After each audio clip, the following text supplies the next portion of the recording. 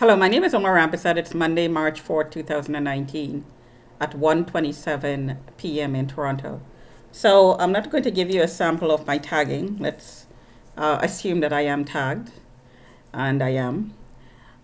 What I'm going to talk today about is the reporting system that is in place about me.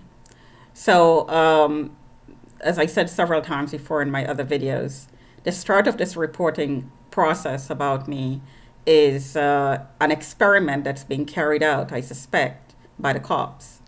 And this experiment is to flag people, the let's say the community, the cops are part of the community, that the community deems to be at risk. And then the community puts a team together and manages the person's life. Now, this could be done covertly or it could be done overtly. It could be disclosed to the person and the person consents, or it could be done covertly. Now, I'm not aware of any such program to allow it to be done overtly, but who knows? I'm not. It's possible that there is some bylaw somewhere or that could be used. Um, However, in my case, this process is being done covertly. So it started in this building by traffickers because there was absolutely nothing criminal in my background. Still isn't. There still isn't.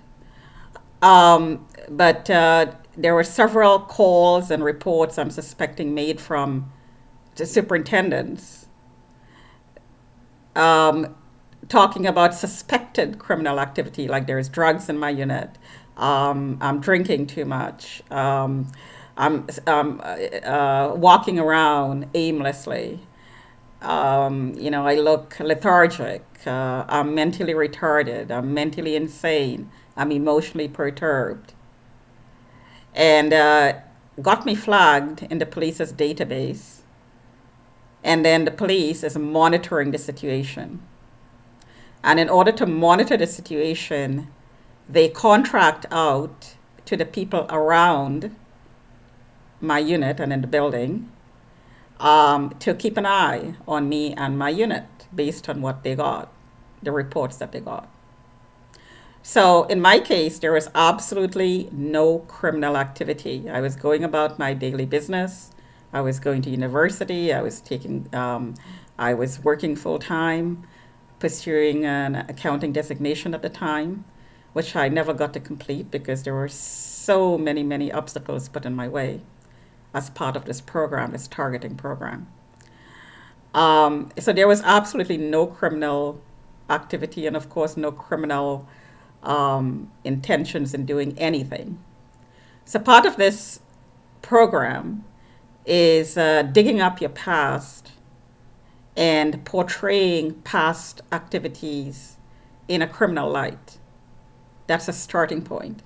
Then you're put under 24-hour surveillance, including inside your bathroom and bedroom, and you're reported on based on what's heard and what's seen and recorded. This is all recorded because now, since you're flagged, you're experimented with. The experiment, or one of the experiments, is to manage your life basically for you, because the idea is you're flagged to go into the system because you're at risk, and the system means either in a psych ward or a prison. But instead of doing that and just save space, the community is going to take full charge of your life and make decisions for you based on what they see and hear. However, there is no good intentions that comes into play in this program. The intention of the person or the persons flagging me, in my case, was to traffic me. So going back a little bit in time, well, actually more than a little bit in time, when I first came to Canada, I was 16 and a half, going on 17. Yeah, 16 and a half. And at that point in the political arena, what was going on in the political arena at that point, I should say, was the MK Ultra program was being investigated, and all sorts of illegal activity was being discovered and talked about.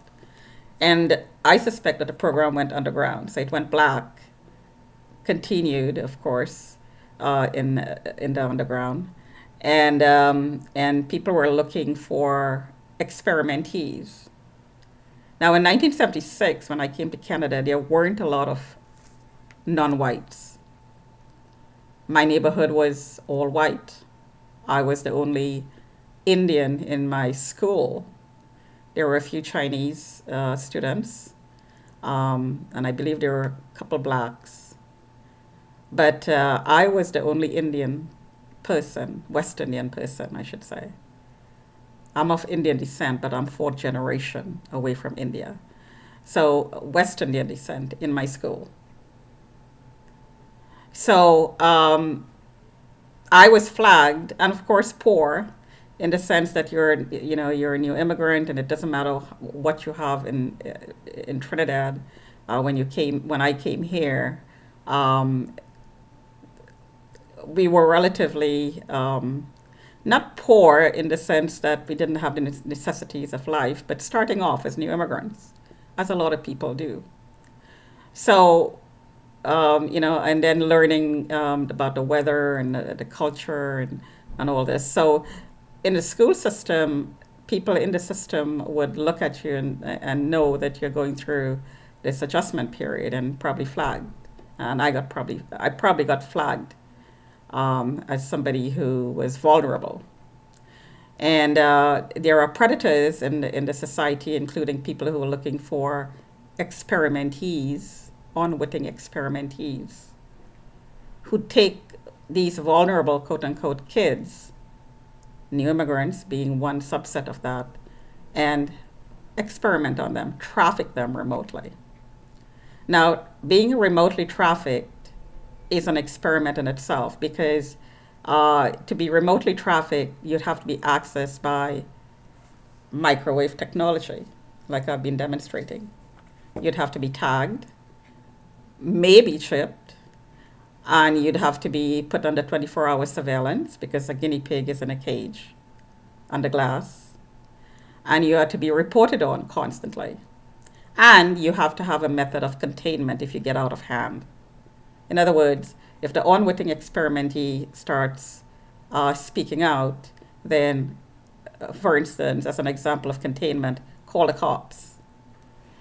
The person who is subcontracted to surveil you, quote unquote, monitor you, quote unquote, has the ability to call the cops on you and ask the cops to come and check to see if you're okay, or you're having a mental health episode because you would have been registered in the system as emotionally perturbed by the person who signed you out and sending reports in about you to have gotten you flagged in the first place.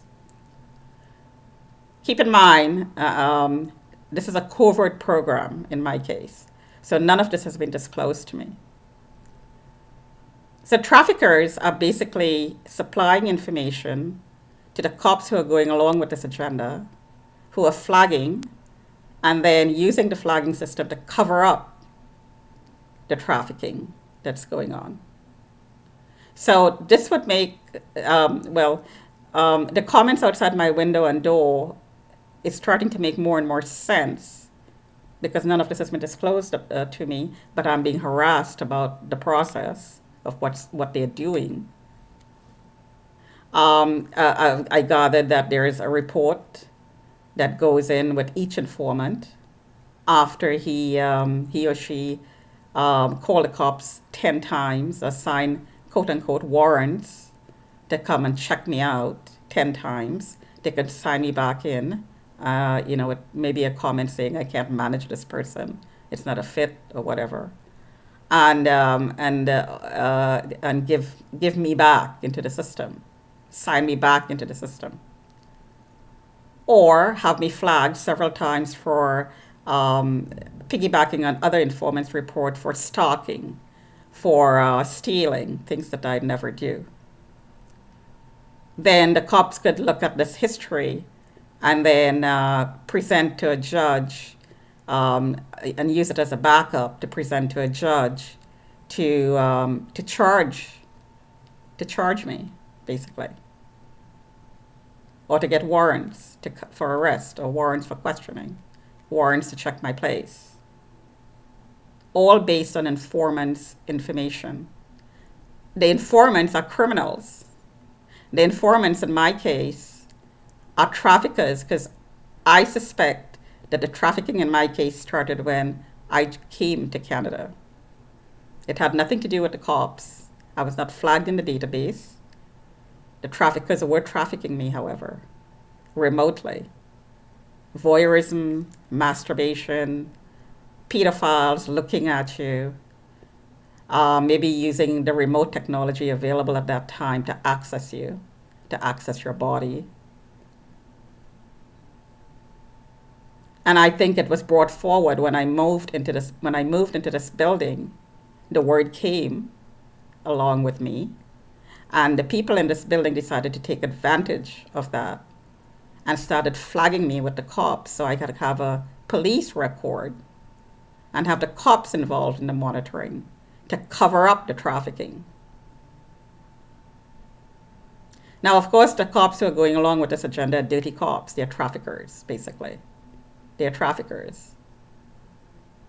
Because I am tweeting and I'm putting videos on the YouTube saying I'm being harassed by the informants. I'm being stalked, giving evidence by the informants. They're lying. They're harassing me outside my door with comments like, "You're a target." We get to gerbil, meaning they can access me and pulse my genitals with microwave technology, as I demonstrated. They're stalking me inside my home. They're looking at me in my bathroom and my bedroom and recording me to discuss in meetings they have about me in the building. So the cops who are going along with all of this obviously are dirty, because I'm being remotely raped, I'm being remotely surveilled illegally, I'm being stalked, harassed. My home has been entered, I heard, by my sister-in-law who had or somebody working with my sister-in-law who signed me out as part of this program, and sent somebody to spray my place for roaches and never told me. How do I know? Because I'm harassed about it. I'm harassed with the comments. I am harassed with the comments that everybody in my family betrayed me and nobody likes me, and all the negative fallout of this whole process, because this program also isolates you from your family in order to traffic you and mind control you into being a slave. Really, the trading is a form of mind control. You'd have to be isolated from your family. You have no support. So then you become susceptible to the traffickers' tactics. You're vulnerable. You're in pain using microwaves, which makes you vulnerable to being influenced. Come, I'll be your friend. Nobody likes you. Here's the line that's used. Nobody likes you. The family doesn't want you because they don't want to monitor you anymore. Nobody wants you because you're so totally degraded and criminalized by these reports. I'll be your friend. Come along, I'll be your friend. I haven't befriended anybody. I'm an extremely independent person. I'm an extremely independent person, let me repeat. I don't make friends very easily. I help people easily, but I don't make friends easily. By helping somebody doesn't necessarily mean I want to be their friend. Helping people comes almost automatically, like breathing to me. If I see somebody who needs help and I could help, I will help. That doesn't mean that I'm befriending them. I'm very social. I will laugh and talk. That doesn't mean I'm trying to be a friend. It has nothing to do with befriending. But this is what's being reported about me. So this whole program is generated a business, the business of reporting on the people on the list, and there's more than one. Uh, there is several people on the list other than myself who are flagged needlessly, and they are traded back and forth. People like Badr Nizar, who takes you out of the system, I'm harassed with these comments, took me out of the system and signed me back in as a probable prostitute. Then the other person in line would sign me back in as somebody who's soliciting, and I never did. But this is a snowball effect where at the end of the program, at the end of all the signing in and all the reporting, it's absoluted preponderance of evidence, so much evidence that it's almost indisputable that I'm a prostitute, which I am not.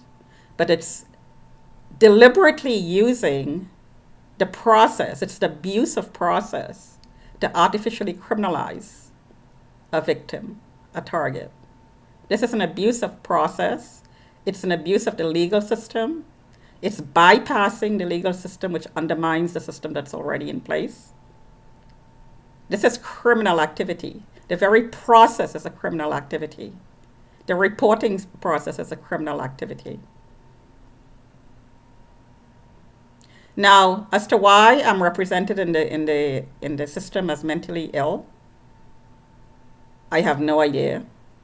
The cops are repeatedly telling me when I tell them I'm being stalked by the informants that they are working with, they're telling me I'm mentally ill, I'm paranoid and delusional.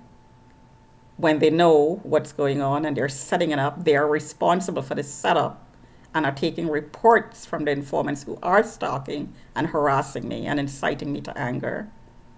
They're telling me I'm mentally ill, so they're lying to cover up what's going on. They're lying to cover up the experiment. So everything that's in the police database are all based on lies. Why am I talking out? Why am I speaking out the way I am? Because I'm afraid that the cops who are involved in this trafficking is going to come and pull me out of my home like they did the last 2 times. The last time almost killing me, and this time they will kill me. This is why I'm speaking out. Any cop who comes to my door should question me before pulling me out of my home, because they're setting me up by this reporting program. There are fallouts to this process. People are going to harass me. They're going to stalk me.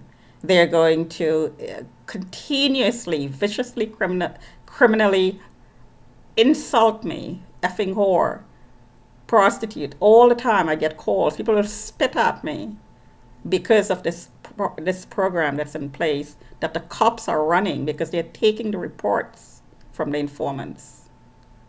So when they come and they pull me out without questioning me, knowing all of this is going on, something is wrong with that. This should never have happened in the last 2 instances that it did. Should not have happened. They're pretending that nothing is going on when they're the one who's running the program, setting me up and framing me in the workplace. I'm driven out of the workplace. If there is a flag on my name and I'm looking for work, I will be harassed in the next workplace as I was harassed for the last 6-7 years, viciously and criminally, and driven out. So by flagging me, they're actually kicking me out of the workplace. But all of this is going to be addressed in a court. And that's not a threat. It's just, it has to be, because I will clear my name. Talk to you another time.